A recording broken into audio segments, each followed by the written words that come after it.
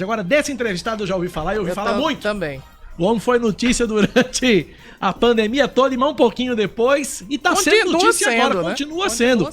Médico, ex-ministro da Saúde, pré-candidato a prefeito de João Pessoa, presidente do Diretório Municipal do PL aqui em João Pessoa, ufa, Marcelo Queiroga, nosso entrevistado a partir de agora. Doutor Marcelo, bom dia, bem-vindo à Band News FM. Bom dia, Cacá, bom dia, Cláudia. É um prazer estar aqui na Band News FM, conversando com vocês e todo o grande público que nos assiste. Bom, a minha primeira pergunta eu fiz fora do ar e vou trazê-la para o ar. É mais difícil ser ministro, ser político ou ser médico?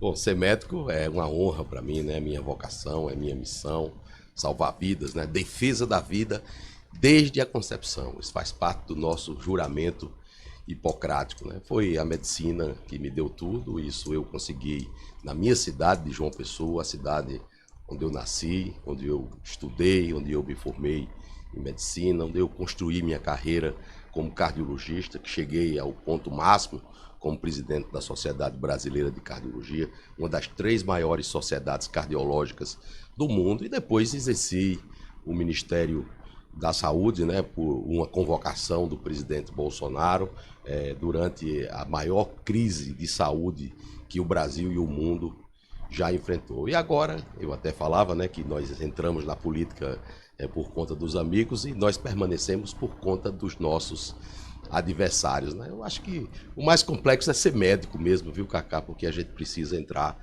na alma do ser humano, nós precisamos conquistar a confiança dos nossos pacientes, né?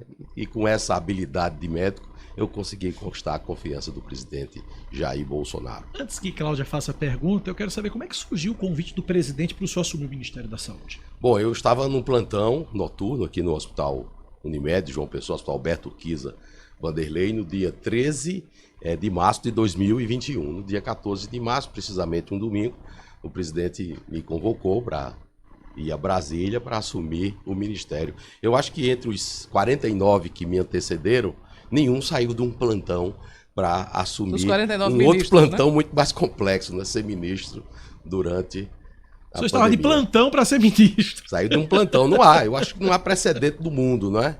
Eu acho que essa característica minha, né, de médico que atuava ali com o seu paciente, foi que fez com que eu tivesse sucesso à frente do Ministério da Saúde.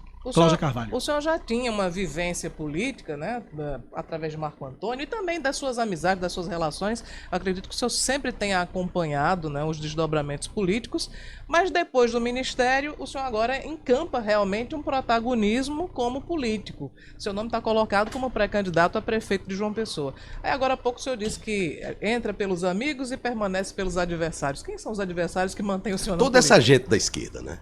Porque essa gente, elas atuam em desfavor do interesse do povo brasileiro. Por exemplo, agora estão trazendo a agenda do aborto, não é? E o médico, né, defende a vida desde a concepção. O que a gente está vendo depois que esse cidadão assumiu o governo a partir do dia 1º de janeiro? Ataque ao agronegócio. O agronegócio brasileiro, sucesso mundial, batendo recorde, e ele dizendo que o agro é fascista. Né? Trazendo aquela agenda de aparelhamento político do Estado brasileiro. Né? Aumentou o número de ministérios de 23 ministérios para, dizem que já vai para 39, né? Para fazer aquela velha política do toma lá, da cá, aparelhou as estatais. Então são esses adversários que faz com que nós aceitemos essa missão, esse desafio que o presidente Bolsonaro colocou também mais uma vez na minha trajetória. O senhor foi escolhido na sexta-feira para ser o novo comandante do diretório do PL aqui em João Pessoa, substituindo, inclusive, o deputado federal Cabo Gilberto. Como é que chegou também essa missão? Foi o presidente? Foi Valdemar Costa Neto? Foi direto? Como foi? Que delegou para o senhor essa função? Bom, o presidente Jair Bolsonaro, depois de encerrado o governo, né, retornou ao Brasil, e há a necessidade de que o nosso grupo político, um grupo liderado por ele, e eu era o ministro da Saúde, portanto eu sou do time titular do presidente Bolsonaro, de que nós nos fizéssemos presentes defendendo o legado do presidente. O presidente Bolsonaro me convocou para essa missão da pré-candidatura, naturalmente isso foi ratificado pelo presidente Valdemar Costa Neto, e assumir o Diretório Municipal de João Pessoa era o desaguadouro natural para que pudéssemos fortalecer essas ações da pré-candidatura, mas, sobretudo, Cláudia, construir um projeto para ter uma João Pessoa melhor de verdade, né? Então, como em todos os partidos, há pequenas divergências, que é o cerne da própria democracia. Não, o senhor acha que as queixas, enfim, já tem repercutido na imprensa de Carlos Gilberto, Nilvan Ferreira e Valber Virgulino, são pequenas divergências? São pequenas divergências, porque no cerne nós pensamos semelhante acerca do que nós chamamos o decálogo do Partido Liberal, né? Então, vamos trabalhar pela unidade partidária. O presidente conhece o meu perfil, ele sabe que eu conheço bem o pensamento dele, eu sou uma pessoa muito aberta ao diálogo. No Ministério da Saúde, eu era que prescrevia. Na política, quem prescreve é o presidente Bolsonaro, e eu cumpro fielmente a prescrição política do presidente Bolsonaro. Quando ele passa a bola, eu sei onde é que ele passa a bola. E nós fizemos isso durante todo o governo. Agora, doutor Queiroga, como seguir a cartilha, seguir o decálogo do PL com um deputado estadual do seu partido, Caio Roberto, aderindo ao governador João Azevedo, opositor ferrenho do seu líder, presidente Jair Bolsonaro? Bom, essa questão é uma questão individual desse parlamentar. Fala por ele mesmo. Naturalmente que quem tem as suas pretensões individuais responde por elas nas instâncias partidárias, não é? E eu já deixo aqui assentado, em nome do Diretório Municipal do Partido Liberal, os partidos que nós não podemos fazer aliança. Toda essa gente de esquerda, elas estão banidas do nosso leque de alianças. Para especificar quem é essa gente de esquerda: PT, PSB, PSOL, Rede, PDT. Então, todo esse espectro partidário da esquerda, que não são adversários, eles são inimigos do povo brasileiro. Mas faltou combinar Nós Caio não Roberto, podemos. Não Bom, a questão do deputado é a questão pessoal dele. Ele vai ter que prestar contas junto às instâncias partidárias. Mas se o pai dele é presidente estadual do Mas essa é partido. outra questão, é outro ponto. Você até citou o vereador Marco Antônio, ex-vereador, é meu irmão, mas politicamente não tem nada a ver comigo. Não tem nada a ver comigo. Não é? Assim como na política eu sou contra essa questão aí de pai, de filho, de mãe, de avô, de avó. Não, nós temos que construir um cenário político diferente para a nossa cidade de João Pessoa, se queremos ter uma João Pessoa melhor de verdade. É impossível que o objetivo dos prefeitos seja ter a totalidade dos vereadores na sua bancada de apoio. Aqui em João Pessoa só tem um vereador de oposição, que é o vereador Carlão Pelo Bem, que será o vice-presidente do Diretório Municipal. Isso é impossível. Eu, como um possível prefeito de João Pessoa, jamais vou querer cooptar o parlamento em troca de cargos. Mas você acha que Cícero cooptou o parlamento? Você tem dúvida? E o resultado? É a ineficiência da gestão, porque cada voto desse no parlamento é trocado por empregos dentro da prefeitura. É isso que nós queremos para a nossa cidade? É por conta dessa ineficiência que as nossas unidades hospitalares funcionam de maneira precária. Não se resolve, são problemas insolúveis. A cidade de João Pessoa, há 25 anos, é administrada por 3 indivíduos. Um perfil ou de esquerda ou desses que são aliados da esquerda. E o que é que a gente está vendo? Não consegue resolver o problema da barreira de Cabo Branco, não consegue resolver as questões dos hospitais, das unidades básicas de saúde, das nossas unidades de pronto atendimento. Então temos que construir um projeto de uma João Pessoa melhor de verdade para a população pessoense. Isso eu fiz no Ministério da Saúde, porque eu agi de acordo com o que determina a boa regra da administração pública. A pergunta que eu vou lhe fazer parece meio óbvia, mas é uma provocação. Então devemos entender que o senhor, em sendo eleito prefeito de João Pessoa, seu foco principal vai ser a saúde? O foco principal é a saúde. Mas nós temos outros problemas. Problemas da educação, problemas de infraestrutura. O que me incomodou muito quando eu acabei minha missão no Ministério da Saúde foi a mobilidade urbana, né? Isso, de certa maneira, fala também em relação a um conceito de saúde transversal. Imagina o sujeito no trânsito de João Pessoa, que já está um trânsito difícil. Dá estresse, a pressão arterial sobe. Quando a pressão arterial sobe, aumenta o risco de infarto e AVC. O sujeito já chega no trabalho com mais dificuldades, né? Então temos que melhorar a condição de vida das pessoas, melhorar de verdade, não é só dizer que vai melhorar, não, é melhorar de verdade, porque quem já teve a oportunidade durante uma década de melhorar e não melhorou, na realidade, em vez de aprimorar os conceitos de gestão, continuou nos mesmos erros das gestões anteriores. Na saúde, quais são os principais erros da gestão atual? Primeiro é investir fortemente na atenção primária. Nós temos que acabar com esse modelo da cabeça da gente voltado para os hospitais. Nós temos que investir fortemente na atenção primária à saúde, nas nossas unidades básicas de saúde. O cidadão que chega lá tem que ter o seu problema, Cláudia, resolvido. E para isso nós precisamos valorizar as equipes de saúde da família, né? Na nossa gestão no Ministério da Saúde, nós aumentamos os recursos para que os municípios contratassem equipes de saúde da família. Não é trazendo um médico sem diploma revalidado que a gente vai resolver esse problema. Nós temos que ser inteligentes. Por exemplo, a saúde digital foi regulamentada na nossa gestão no Ministério da Saúde. Isso é inovação, é tecnologia na saúde. É pensar, até o prefeito lançou uma ideia de privatização da saúde. Como é que é essa privatização? O nosso governo defende a iniciativa privada, né? Mas nós temos um projeto claro. Se temos as parcerias público-privadas, elas têm que ser feitas, primeiro, de maneira transparente, com a estratégia. Vem cá, eu vou privatizar o que eu já tenho? Vai privatizar só a parte administrativa? Vai também incluir os recursos humanos, os profissionais da saúde? Ou essa concessão para a iniciativa privada será em novos projetos que serão construídos, novas unidades básicas de saúde? Enfim, isso tem que ser discutido de uma forma ampla. O senhor não é contra, então, a parceria público-privada? Não, nós somos do Partido Liberal. O Partido Liberal defende a iniciativa privada.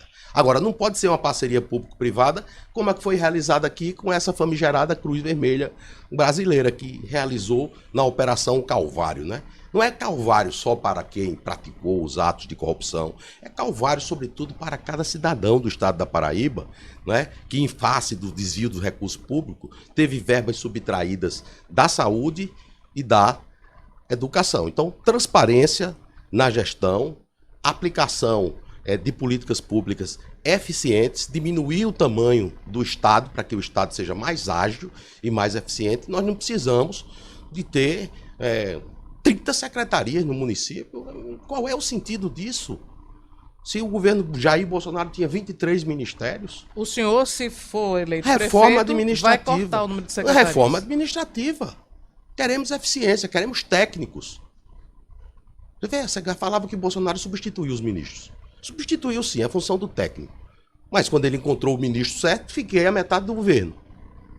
Não é? Já está no quinto secretário, tira um, bota outro, depois volta de novo o outro. Quer dizer, isso aí não dá.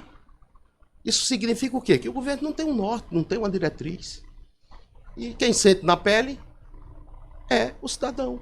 Repete a pergunta. Exato. Cláudia. Ele falou sobre a questão de Carlão ser oposição e eu lembrava aqui que oficialmente, até agora, só o vereador Marcos Henrique se declara mesmo de oposição e é o líder dele mesmo, porque ninguém se juntou ao bloco.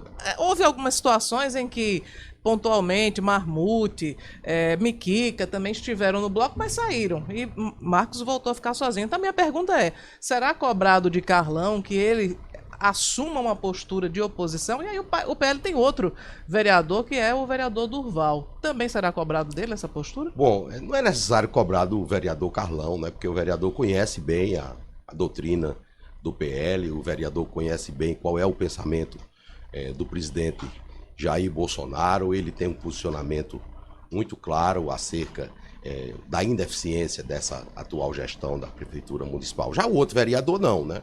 O outro vereador, é um vereador de uma carreira já longa, né? E nessa trajetória dele como vereador, eu desconheço ele em oposição. Ele sempre esteve alinhado com os governos, né? Até essa prática, né, que eu falo de cooptação do parlamento pelo prefeito. Mas a regra no partido é para todos. É para todos. Quem não quer se adequar à regra do partido, que busque outro partido. Não há outro caminho. Na política é assim. Você não vai ver o médico Marcelo Queiroga, ou o presidente do diretório municipal do PL, ou o ex-ministro Marcelo Queiroga, como queiram, com alianças com o partido de esquerda. A possibilidade disso acontecer é zero.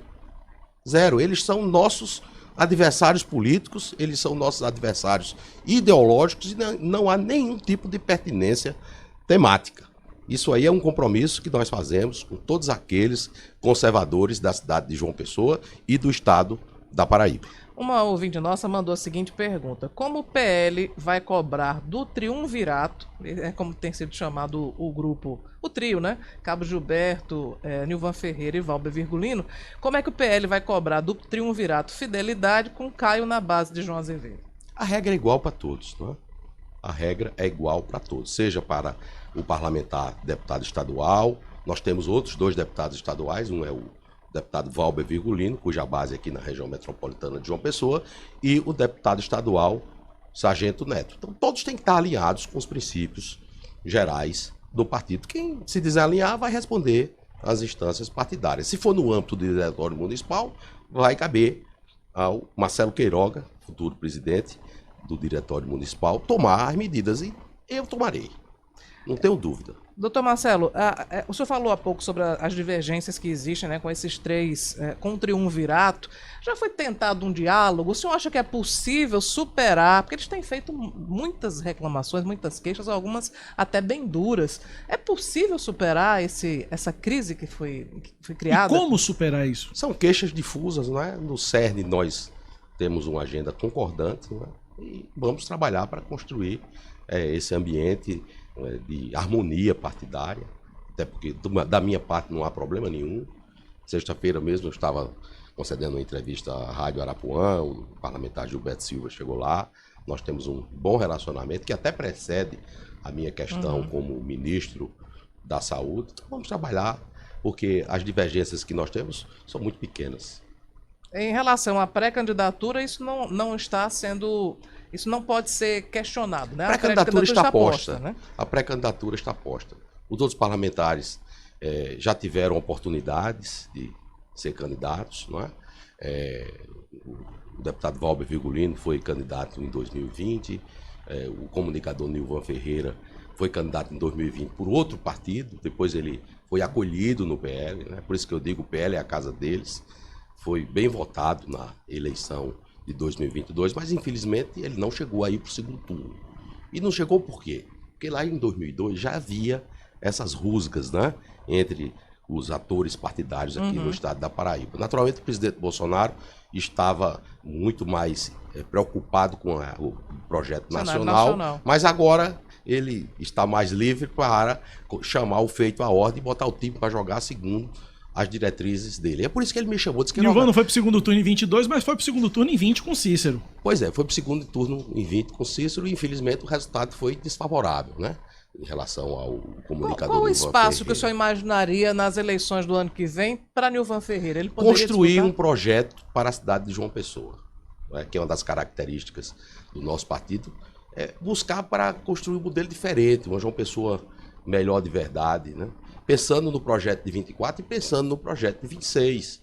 Né? Nós temos condição de disputar de maneira muito competitiva as eleições de 2026, seja com candidato a governador, seja na chapa majoritária, com candidato ao Senado. Né? E o presidente Bolsonaro está muito atento para essas questões todas, né? E ele sabe prescrever o remédio político correto para que o partido ande nos trilhos e consigamos finalmente o que nós queremos aqui na cidade de João Pessoa. Então, O presidente foi muito bem votado em 2018, ganhou no primeiro e no segundo turno. Em 2022, ele teve mais votos do que em 2018, ou seja, o eleitorado do presidente Bolsonaro é muito consolidado.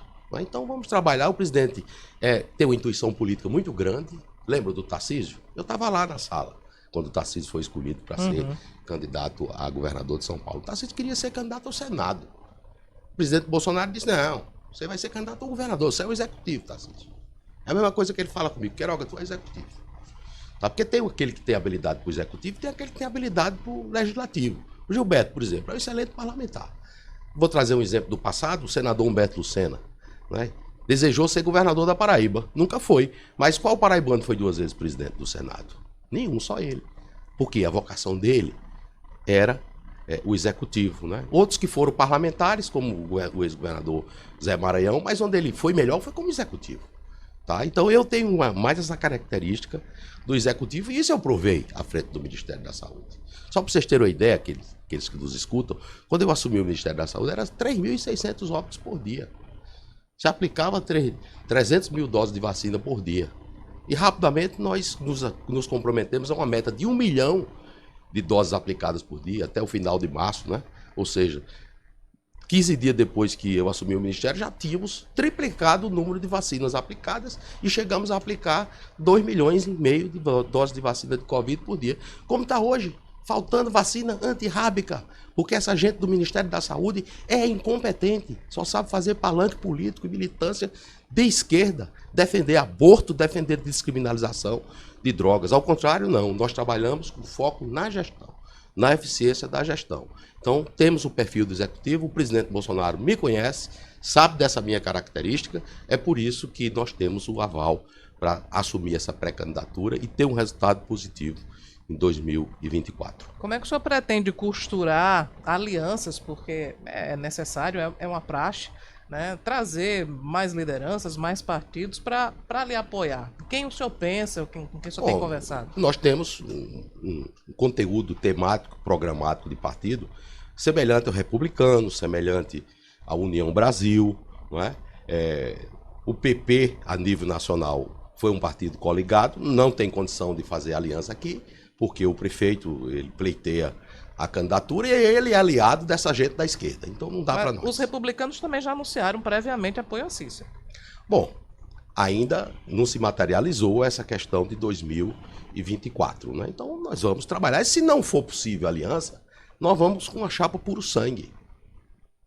Nós vamos com a chapa puro sangue. O presidente Bolsonaro foi candidato agora a presidente da República, teve uma montanha de votos com uma chapa puro sangue, né? Então vamos trabalhar para conseguir uma aliança forte para nós aqui, mas a aliança forte é sobretudo com o povo de João Pessoa. O senhor falava agora há pouco sobre a questão de Nilvan e disse que ele poderia colaborar com um projeto para a cidade de João Pessoa. A gente pode entender o seguinte, que Nilvan poderia ser incorporado, elaborando as propostas para a sua candidatura e na eleição estadual, na próxima, ele ter o apoio do partido para disputar um cargo de senador ou governador? Isso é algo que tem que ser construído, né?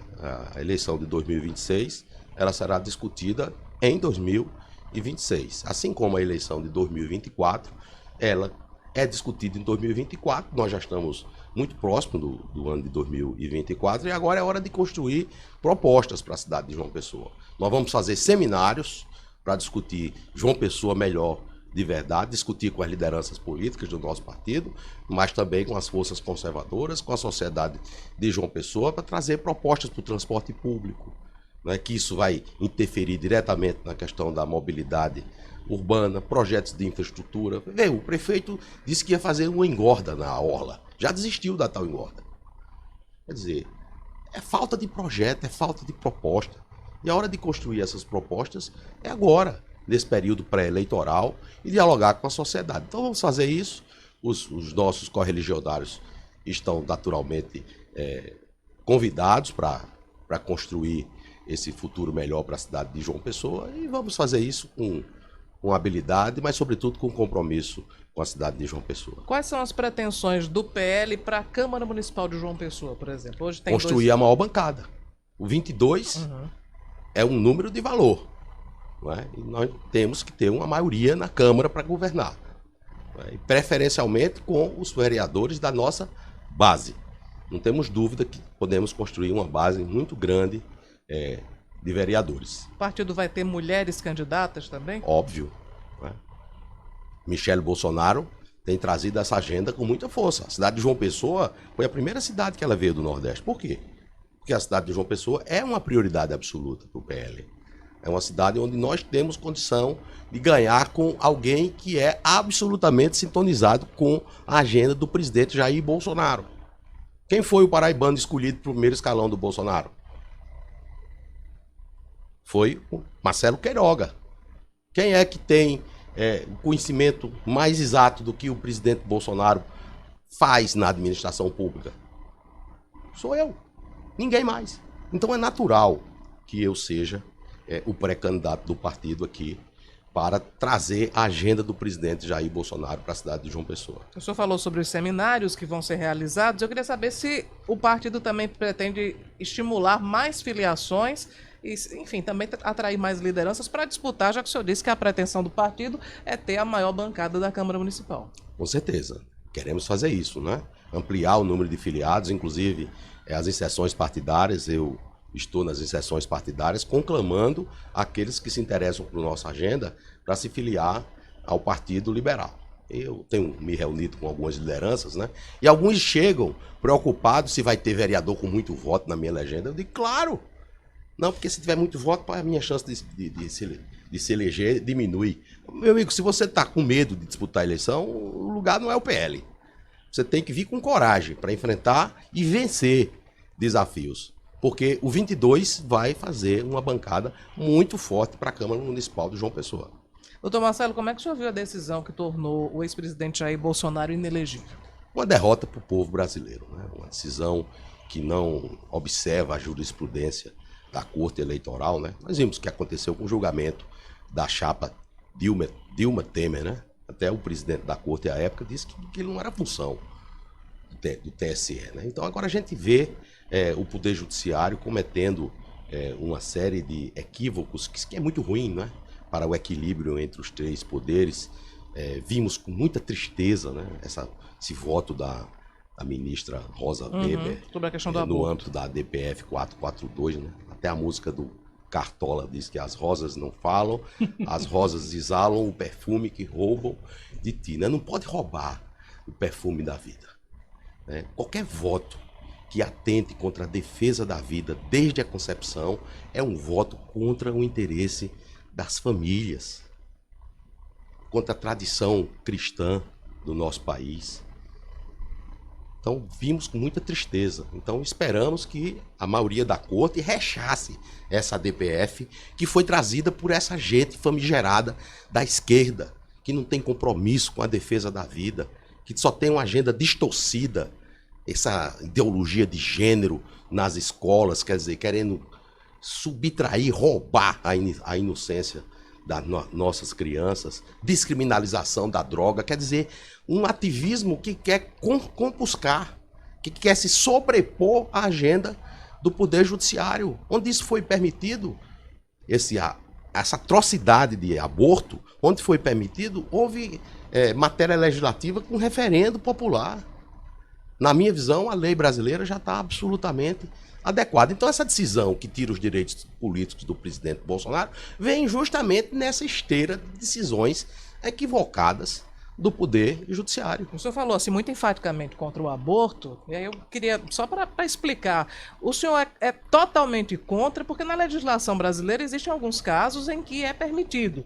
O senhor concorda com essas permissões que estão na lei, ou o senhor é contrário em qualquer situação? Lei se cumpre. Lei se cumpre. E a lei é clara.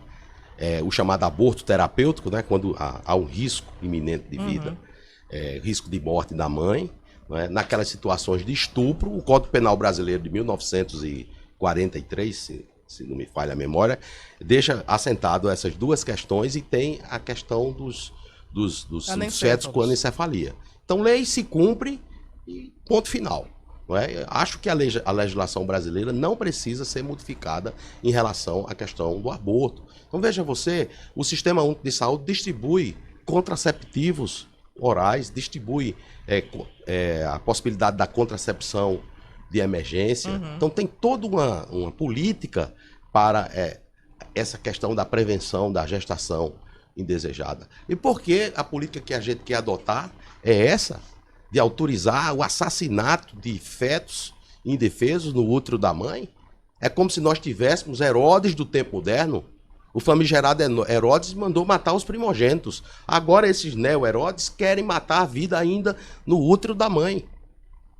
E você pergunta, por que você vem para a política? Para ser contra essa gente. E de maneira veemente. A postura dos partidos conservadores. Viu agora a Suprema Corte Americana? Viu aquela posição errada lá do passado, dos anos 70. Ah, não, mas as mulheres morrem por conta de aborto clandestino. Vem cá, cadê as estatísticas?